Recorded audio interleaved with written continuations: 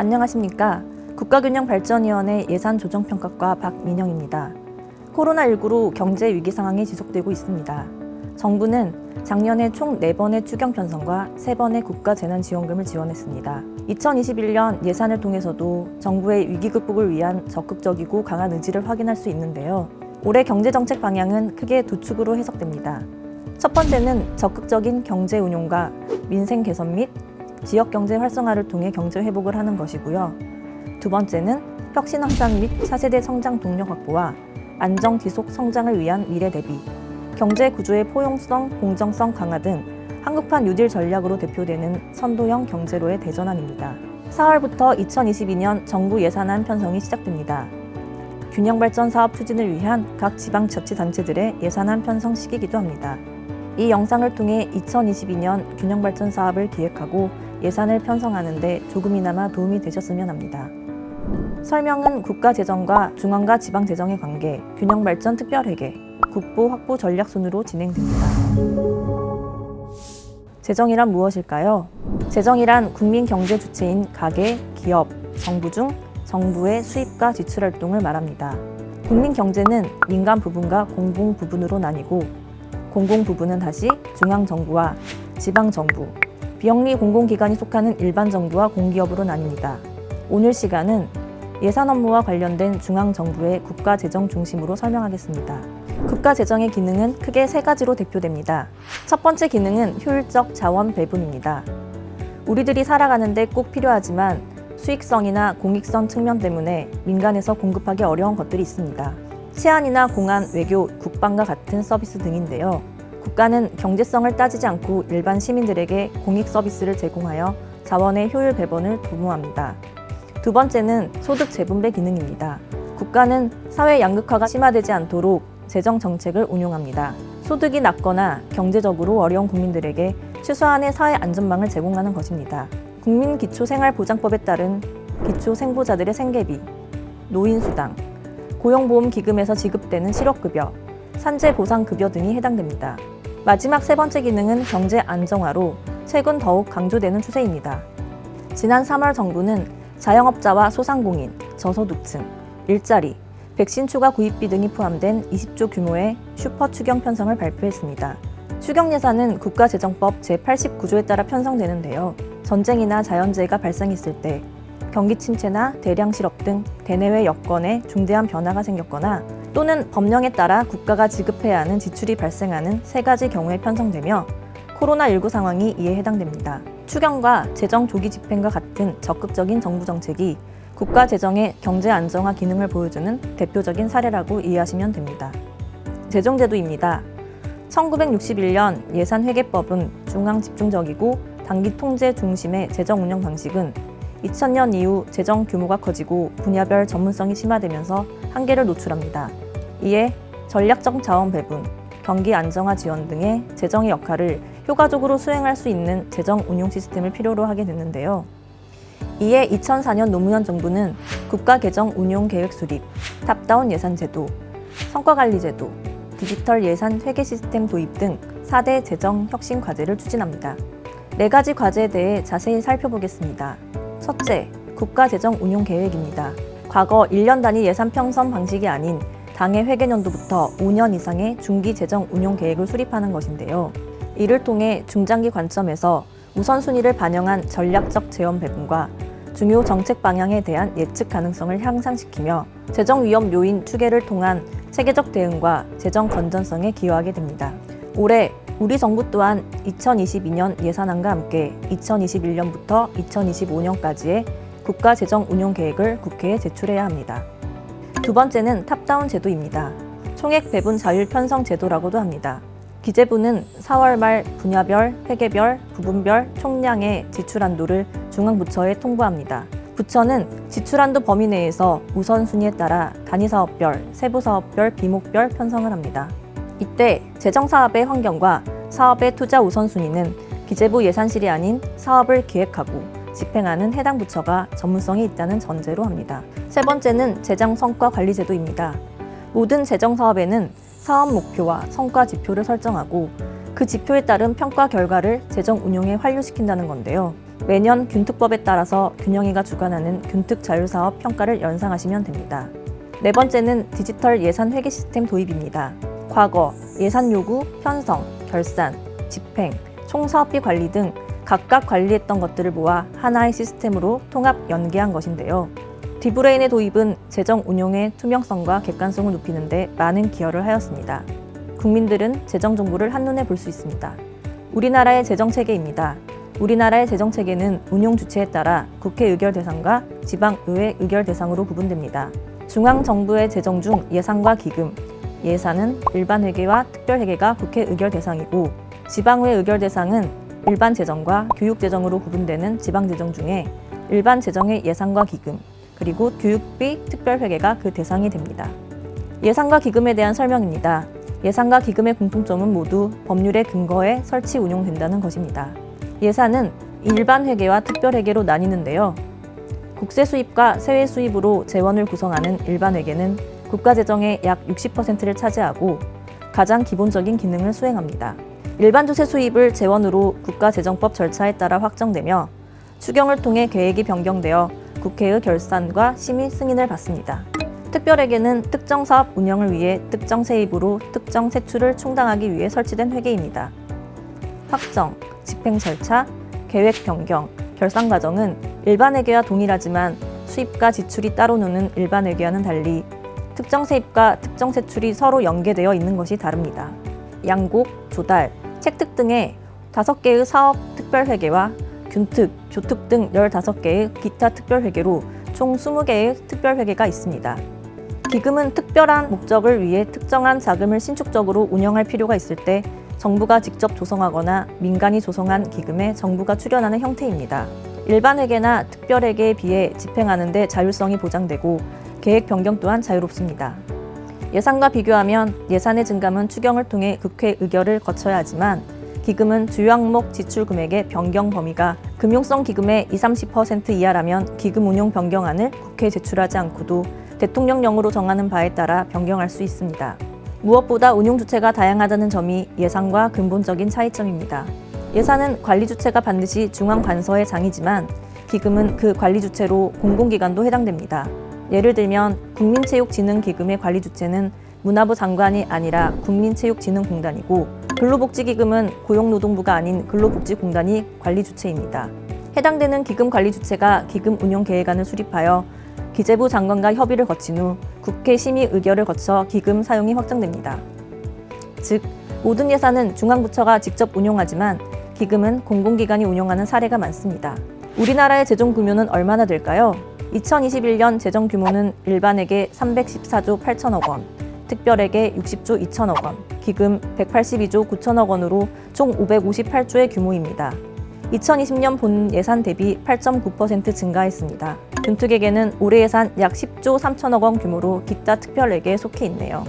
우리나라는 2021년 기준 총 67개의 기금이 설치되어 있습니다. 총 지출은 특정 사업을 직접 수행하는 48개의 사업성 기금, 6개의 사회보험성 기금, 4개의 계정성 기금을 합한 58개의 기금만 포함됩니다. 보증보험 등을 제공하는 금융성 기금과 외국 한평형 기금은 총 지출에 포함하지 않습니다. 재정 총량입니다. 2021년 재정 총량은 본 예산 기준으로 총 수입 482조 6천억 원, 총 지출 558조 원으로 2020년 본 예산 대비 각각 0.2%, 8.9% 늘었습니다. 확정된 예산안을 기준으로 재정 건전성 지표를 보면 총 지출이 총 수입을 크게 상회함에 따라 종합 재정 수지 적자가 75조 4천억 원으로 발생할 것으로 예상되고 적자폭은 GDP 대비 3.7% 규모입니다. 국가 채무는 956조 원으로 전망됩니다.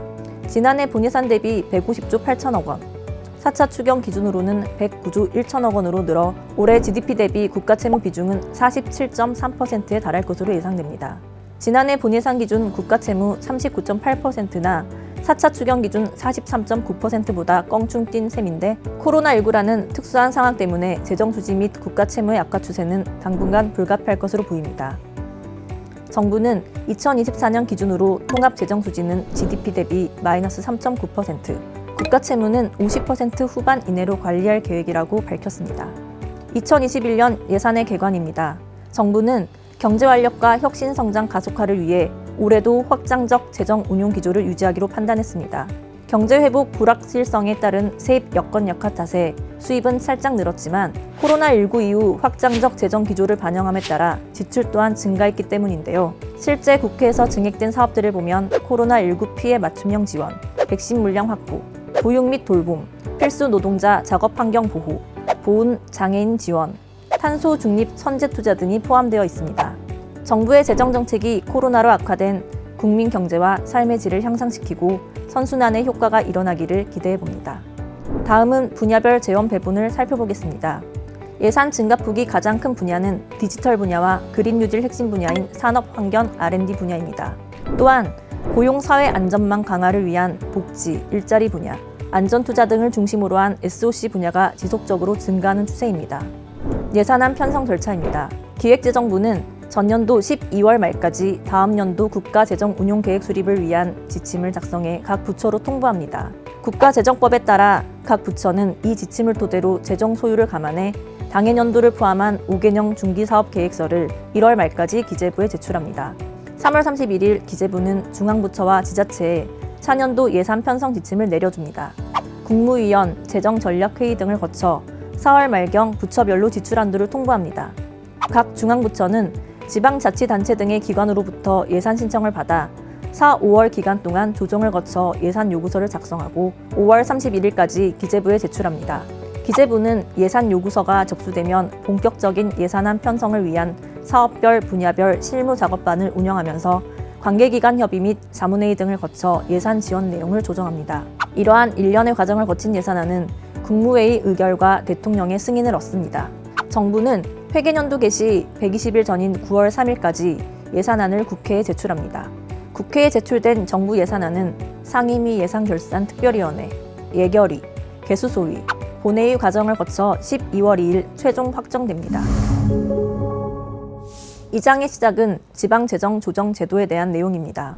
지방자치에 있어서 지방자치단체의 필요 경비는 자체 재원으로 충당하는 것이 가장 이상적일 것입니다. 하지만 현재 우리나라는 국세 비중이 높고 지역 간 세원 불균형 때문에 지역 격차 문제가 발생하는데요. 이런 문제를 해결하기 위해 만들어진 제도가 바로 지방재정 조정 제도입니다. 국가가 지자체에 일정한 재원을 이전함으로써 지방 재정을 확충하고 자치단체 간 재정 불균형을 해소하기 위한 재원 이전 제도라고 할 수 있습니다. 국가가 지자체에 재원을 이전해주는 방식은 보조금과 교부금 두 가지가 있습니다.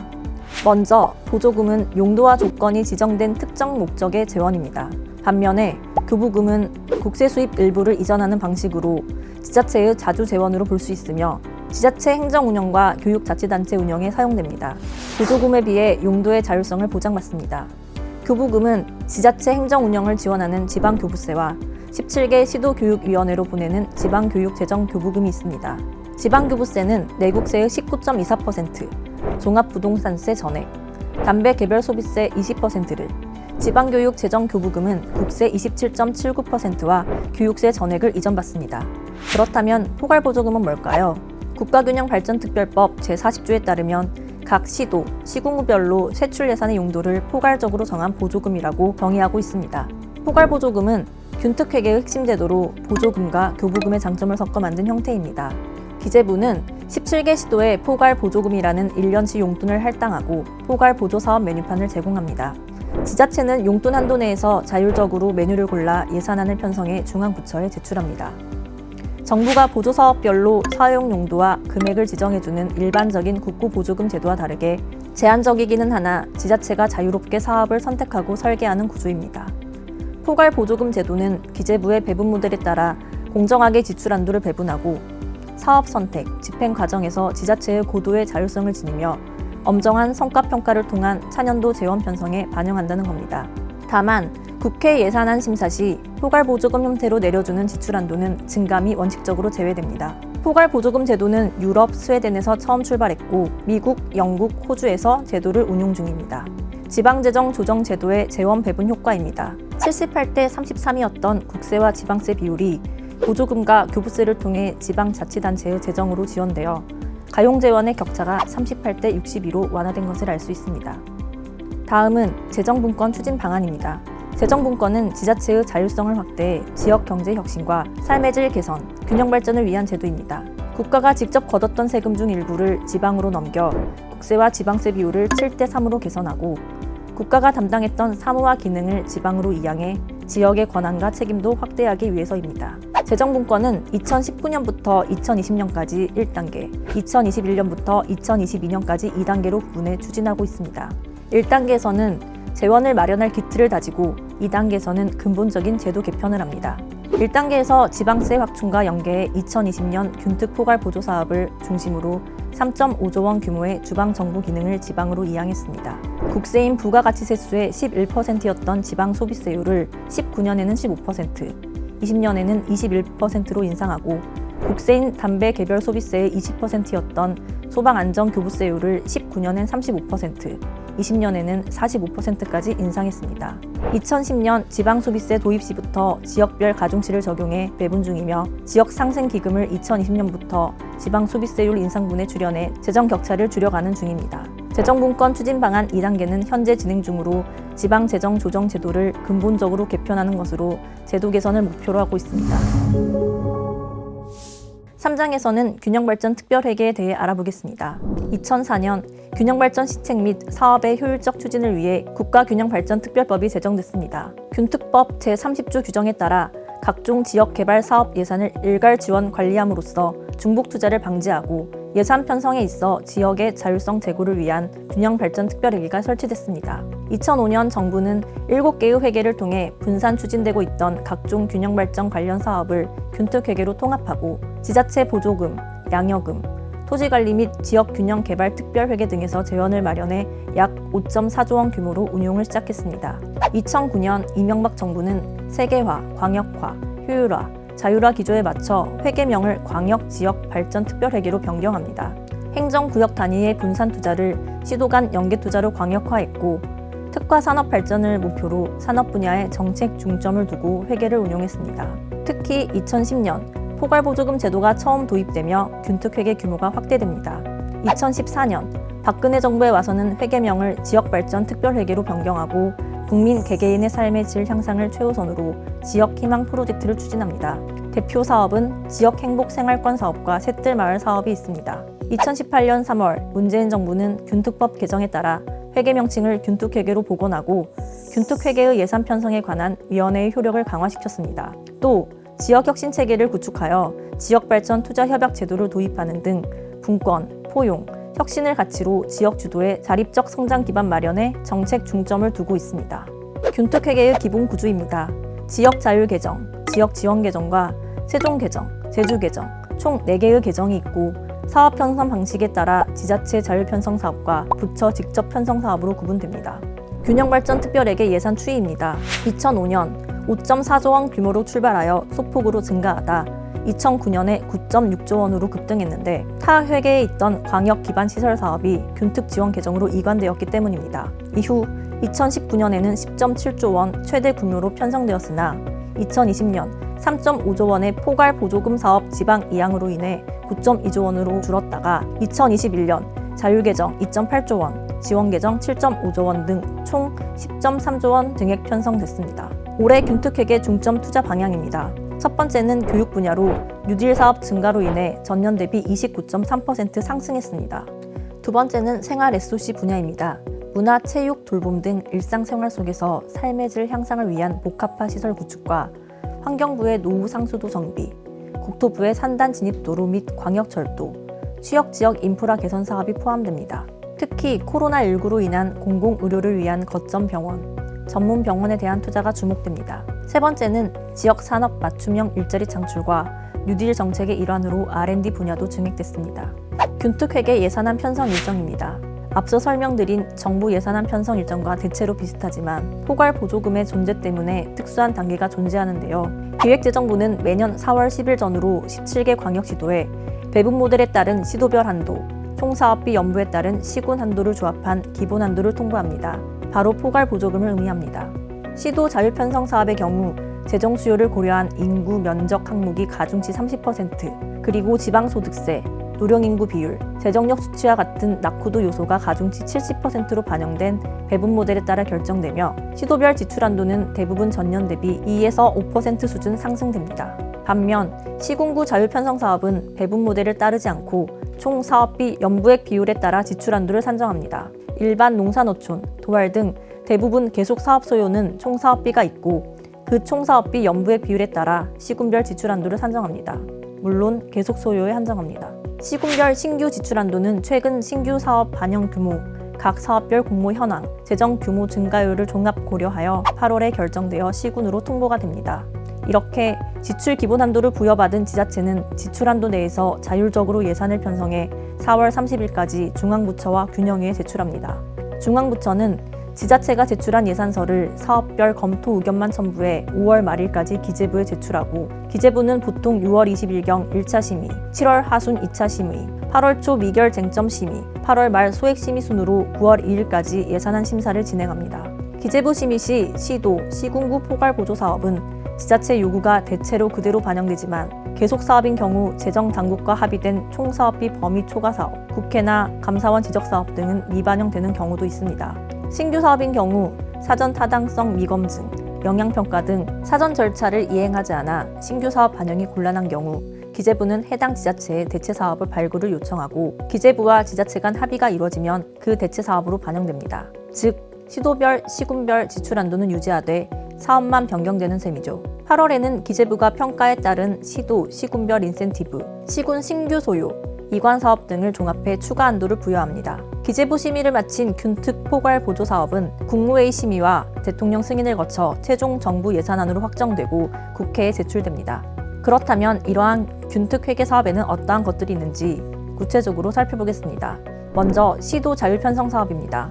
2020년 포괄 보조 사업을 중심으로 2019년 36개에서 2021년 현재 13개만 포괄 보조금 사업으로 남아 있습니다. 다음은 시군구 자율편성 사업입니다. 시도 자율편성 시 과소 투자 우려가 있는 시군구 생활권 사업은 소요 예산을 별도로 산정하여 시군구별로 한도를 배분합니다. 전국은 지방자치법 제2조에 따라 세종특별자치시, 제주특별자치도 행정시인 제주시와 서귀포시를 포함하여 총 229개 시군구로 구성됩니다. 229개 모든 시군구는 일반 농산어촌, 도시활력 증진지역, 특수상황지역, 성장 촉진 지역 중 하나에 포함되어 지역 유형에 맞는 사업을 추진합니다. 먼저 특수상황지역입니다. 접경지원법에 따른 15개 시군과 도서개발촉진법에 따른 개발 대상 도서 중 성장 촉진 지역에 해당하지 않는 185개 도서가 해당됩니다. 두 번째는 일반 농산어촌 지역입니다. 대상은 지방자치법 제7조에 따른 도농복합 형태로 시에 있는 읍면 및 군면 지역입니다. 특수상황 지역에 해당되는 곳은 제외됩니다. 세 번째는 도시활력 증진 지역입니다. 대상은 특별광역시의 군구 및 일반 시지역입니다. 다만 지방자치법 제7조에 따른 도농복합 형태 시는 동지역만 해당됩니다. 여기도 마찬가지로 특수상황 지역에 해당되는 곳은 제외됩니다. 네 번째는 성장 촉진 지역으로 생활 환경이 열악하고 개발 수준이 현저히 저조하여 국가와 지방자치단체의 특별한 배려가 필요한 지역입니다. 인구, 소득, 재정 상태 등을 고려해 균형이 심의를 거쳐 행안부 장관과 국토부 장관이 공동으로 지정 고시하며 현재는 70개 시군이 해당됩니다. 마지막으로 지역 행복 생활권입니다. 앞서 언급한 지역별 구분이 아닌 전국 63개 행복생활권 설정에 따른 다부처 연계협력 지역입니다. 이 5가지 유형의 사업들은 보조율이 각각 상이합니다. 시군구별로 우리 지역이 어느 지역에 해당하는가는 기재부에서 매년 발간하는 균형발전 특별회계 예산안 편성 지침을 참고하시기 바랍니다. 다음은 부처 직접 편성 사업입니다.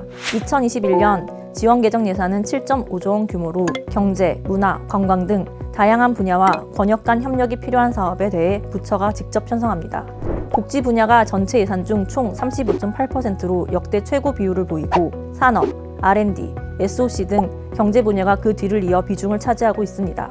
저소득층 생활 안정 자금이 증액됐고 고용 유지 및 취업 기회 확대와 중소수출기업 및 자영업자 지원이 눈에 띕니다. 부처 예산 규모로만 봤을 때는 국토교통부가 2조 6천억 원으로 전체 부처 사업의 3분의 1 정도를 차지하는데요. 여기에는 광역교통시설과 국가기관 도로 등의 인프라를 구축하는 SOC 사업이 대부분을 차지하고 있기 때문입니다. 그 외에도 여성가족부의 가정센터는 생활 SOC 복합화 대상 시설 10종 중 하나로 지원 계정에서는 유일한 생활 SOC 복합화 지원 사업입니다. 지금까지는 균특회계 편성 유형에 따른 세부 사업을 보았습니다. 이번에는 국가균형발전위원회의 핵심 사업 소개입니다. 첫 번째는 국가균형발전 프로젝트입니다. 정부는 2019년 1월 25조 원 규모의 23개 지역사업에 대한 예비 타당성 조사를 면제하는 내용의 국가균형발전 프로젝트를 심의 의결했습니다. 지역경제 파급 효과가 큰 광역권 전략사업으로 지역 전략사업 육성에 2조 9천억 원, 지역 산업 인프라 확충에 6조 4천억 원, 광역교통 물류망 구축에 11조 8천억 원, 지역 주민의 삶의 질 제고 등에 4조 3천억 원이 2029년까지 연차적으로 투자될 예정입니다. 두 번째는 2019년 4월 정부와 관계부처가 합동으로 발표한 생활 SOC 3개년 계획안의 핵심 과제 중 하나로 생활 SOC 복합화 사업입니다. 그동안 부처별 칸막이를 허물고 체육관, 도서관, 어린이집 등 일상생활과 밀접한 다양한 시설을 한 공간에 건립하는 사업입니다. 생활 SOC 사업 10종 중에 2종 이상을 단일 혹은 연계하여 한 부지에 건립하면 국고 보조금을 10% 상향 지원하고 있습니다. 균형위는 2019년 총 282건을 선정하여 2020년부터 3년간 국비 8,504억 원을 지원합니다. 세 번째는 지역발전 투자협약 제도입니다. 다부처가 동시 지원하는 지방분권형 균형발전 사업으로 지자체 주도로 사업계획을 수립하고 협약을 체결합니다. 국비 총 1,000억 원의 예산이 편성되어 2019년 300억 규모의 11개 시범사업을 시작으로 2020년 305억, 2021년 올해까지 3년간 추진됩니다. 네 번째는 지역혁신 성장 계획입니다. 중앙부처의 지역혁신사업, 시도의 자체사업 등을 활용하여 지역혁신 성장 방향에 부합하는 시도 주도의 연계 계획 수립과 사업 관리를 위한 정책입니다. 2021년 각 시도는 교육부, 과기부, 산업부, 중기부 등 4개 부처, R&D, 산업기업 육성 등 총 11개 사업 중 지역혁신 전략산업을 선정하고 혁신성장 목표 달성에 필요한 지역혁신 성장 계획을 수립하면 이를 정부 예산안에도 반영할 방침입니다. 마지막 4장입니다. 지금까지 국가재정과 제도, 재정분권, 포괄보조금과 균특회계 등을 알아봤습니다. 곧 4월입니다. 국가재정 전체의 투자 규모 및 제도 운용 등을 이해하며 복합화 및 각 지자체별 현안 사업의 추진과 정부 사업들을 하기 위해서는 어떤 준비가 필요할까요? 국비 지원을 확보하기 위한 5대 전략에 대해 알아보겠습니다. 첫째, 예산 편성 시기를 정확히 알고 미리 준비하는 것입니다. 앞서 정부 예산 편성 절차를 설명드렸는데요. 특히 각 부처와 기재부의 사업의 당위성, 시급성 등을 충분히 설명해야 합니다. 중기 예산과 본 예산 심의 시기에 맞춰 각 부처와 기재부에 설명하기 위한 타이밍을 적절히 선점하고 충분한 시간을 확보하는 것이 중요합니다. 또한 예산 요구를 하기 전 사전 절차는 완료해 놓는 게 당연히 필요하겠죠. 신규 사업인 경우에도 마찬가지입니다. 사전 타당성 검증 사업, 총사업비 조정, 각종 영향평가 및 이행사업 등 사전 절차를 이행하지 않은 사업들은 예산 반영이 어렵다는 건 충분히 예상 가능한 부분입니다. 특히 사전 절차에 있어 예비 타당성 조사와 총사업비 관리 제도는 반드시 확인해야 합니다. 예비 타당성 조사는 사업의 무리한 추진을 방지하기 위한 국가재정사업의 안전장치 중 하나로 기획재정부 주관의 대규모 신규 사업의 타당성을 객관적, 중립적 시각에서 사전조사하는 제도입니다. 원칙적으로 사업 시행 전년도까지 신청해야 원활한 추진이 가능하므로 예타 절차와 1년에 4번 진행되는 신청 시기를 정확히 알아두시기 바랍니다. 총사업비 관리 제도는 재정 지출의 효용성을 제고하기 위한 것입니다. 국고 또는 기금으로 시행하는 대규모 재정사업의 총사업비를 사업 추진 단계별로 조정하고 관리하는데 신규 사업에 한정하지 않고 사업비가 증액되며 대규모 재정사업 기준을 충족해도 관리사업에 해당되므로 유의하시기 바랍니다. 자세한 내용은 총사업비 관리 지침을 참고하시기 바랍니다. 두 번째, 국고 확보 전략은 정부 정책의 흐름을 파악하라는 것입니다.